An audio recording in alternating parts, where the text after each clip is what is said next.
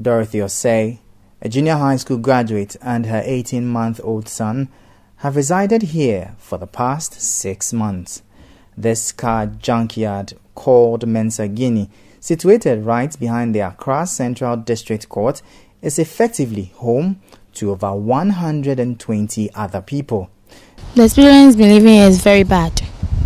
For me, it's very, very bad. We don't have water. We fetch water at the borehole down to the sea. So, it's very bad. Dorothy elaborates further on how the conditions of living is here. The borehole, water from a rock comes down, we fetch. That's where we fetch water. Okay. For the ladies, we bath like 4 o'clock. 4. And in the evening, like 9 to 10. Where in particular? Where? Where you can hide behind the car or something like that. What happens when it rains? Because I can see you have cloths all over there. It's because of the rain is stepping in the car. That's why we have put it on the rubbers and so for it not to come inside the car. Nana Kwame is a driver and a deferred level 300 University of Cape Coast distance education student who is a neighbor to Dorothy. He explains how he ended up here. I live here, and at the same time, I'm a driver, so I go spare anytime I get spare car.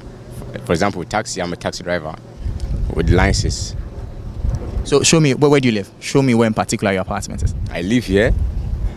This is my house, and I live there, sleep there. There was a time somewhere, January this year, last year I was supposed to register, but I couldn't, lack of money, and my rent at Odoko Terrazzo Road 2 was expiring, and that I need somewhere I can live without paying rent and gather something small to move out.